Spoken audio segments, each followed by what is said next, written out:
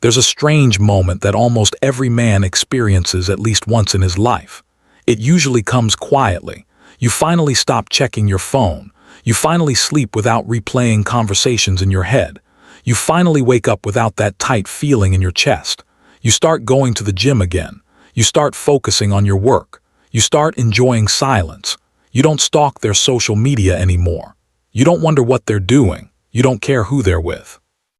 And right when that peace settles in, that's when they come back. It feels almost supernatural, like the universe is testing you, like some invisible string got pulled the moment you stopped needing them.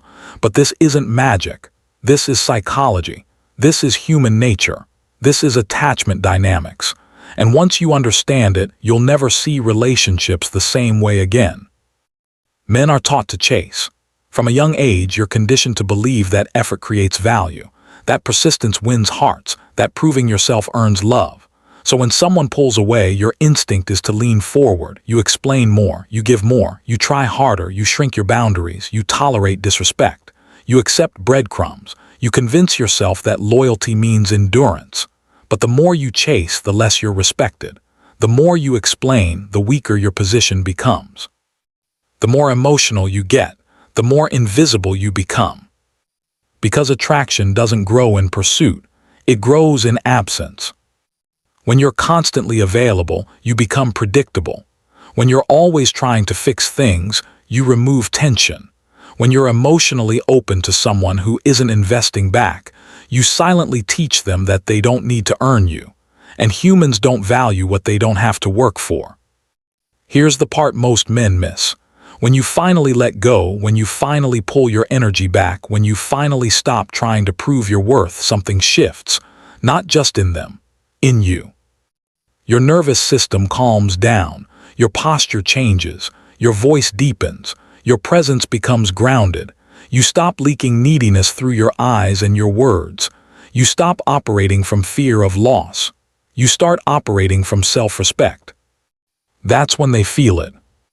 They might not consciously know why. They won't sit there analyzing attachment theory. They just feel the change. The attention they once had disappears. The validation pipeline shuts off. The emotional safety net they were standing on suddenly collapses. And now they're forced to face a reality they weren't prepared for. You moving on creates a psychological vacuum. People don't miss you when you're available. They miss you when you're gone. They don't value you when you're trying. They value you when you're no longer trying. And that's when the memories come back. The laughs, the late nights, the way you listened, the way you showed up, the way you made them feel seen. All the things they took for granted suddenly become rare. This triggers something called loss aversion. Humans are wired to feel loss more intensely than gain. Losing your presence hurts more than having it ever felt good. So their brain starts rewriting history. The bad moments fade. The good moments get amplified. They start romanticizing what they had with you. They start wondering if they made a mistake. That's when you get the message. Hey stranger, I was just thinking about you. I hope you're doing well. I miss you sometimes. Notice the vagueness. Notice the timing. Notice how it always happens when you've finally detached. Because your absence forces reflection. While you were chasing, they were distracted. While you were explaining, they were entertained. While you were hurting, they were comfortable. But when you disappear, silence does what words never could.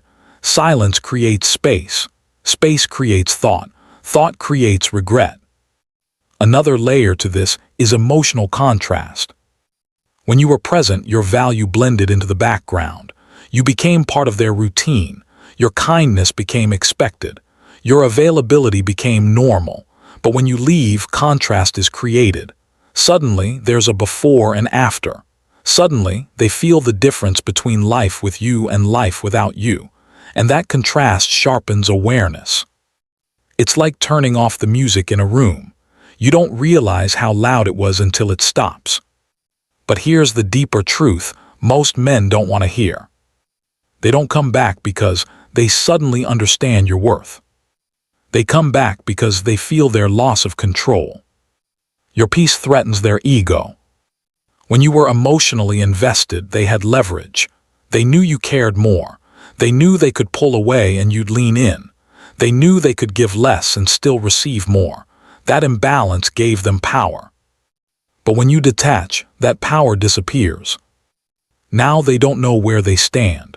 Now they don't know if they still matter to you. Now they don't know if they can access you whenever they want. And that uncertainty hits their nervous system.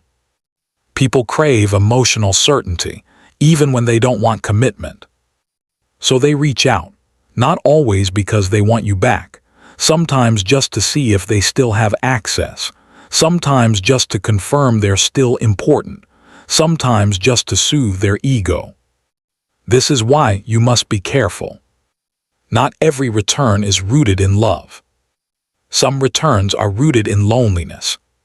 Some returns are rooted in boredom. Some returns are rooted in fear of replacement. Some returns are rooted in wounded pride. They come back to see if you're still the same man they left. They come back to test your boundaries. They come back to see if they still have emotional influence over you. And if you respond the same way you used to, if you get excited, if you overshare, if you drop your standards, if you abandon your peace, you teach them that nothing has changed. You teach them that leaving had no consequence. You teach them that you're still available on demand. That's how cycles repeat. But if you've truly evolved, if you've genuinely found your peace, your response feels different. It's calm. It's grounded. It's neutral. There's no urgency, no emotional spike, no need to prove anything. And that's when they really feel it. Because now they're not just losing you. They're losing the version of you they could control. Peace is powerful. Peace makes you unpredictable. Peace makes you magnetic. Peace removes desperation from your energy. Peace tells the world that you don't need external validation to feel whole. And that energy is rare. Most people live in emotional chaos. Most people are driven by insecurity, attachment wounds, and unresolved trauma. So when they encounter someone who is centered, self-respecting, and emotionally regulated, it disrupts their internal world. They start questioning themselves. Why am I affected by this? Why do I care now? Why do I feel this pull? Because your calm exposes their unrest. Your stability highlights their instability. Your growth reflects their stagnation. This is also why some people don't come back with clarity. They come back with confusion, mixed signals, late-night texts, half-hearted apologies, vague intentions. They want the comfort of your presence without the responsibility of treating you right. They want access without accountability. They want familiarity without commitment. They want the benefits of you without the effort required to keep you. And this is where men either evolve or repeat history. If you've done the inner work, you don't chase closure. You don't beg for explanations. You don't reopen wounds for temporary comfort. You don't sacrifice long-term peace for short-term validation. You observe. You listen. You move slowly. You let actions speak louder than words. Because you understand something now. Anyone can come back. Only few come back changed. Real growth is visible. It shows in consistency. It shows in accountability. It shows in effort. It shows in respect. And if those things aren't present, then their return is just noise. You don't need revenge. You don't need to prove anything. Your silence already said enough. Your peace already answered their questions. Your absence already taught the lesson. The strongest position a man can ever reach is emotional independence. When you no longer need someone to complete you. When you no longer fear being alone. When you no longer compromise your values for connection. That's when relationships become a choice, not a survival strategy. That's when you attract differently. That's when people feel your gravity. And that's when the past tries to knock on your door. But here's the final truth. They always come back when you find your peace, because peace is rare. Peace is attractive. Peace is powerful. Peace is what everyone is secretly searching for. And when you embody it, even those who walked away can feel the shift. The question isn't why they came back. The question is who you've become in their absence. And whether you're willing to give up your peace for someone who only learned your value once they lost access to you. Because a man who has found his peace doesn't beg for love. He chooses alignment. He chooses respect. He chooses himself. And once you reach that level, you don't fear who leaves. You become selective about who stays.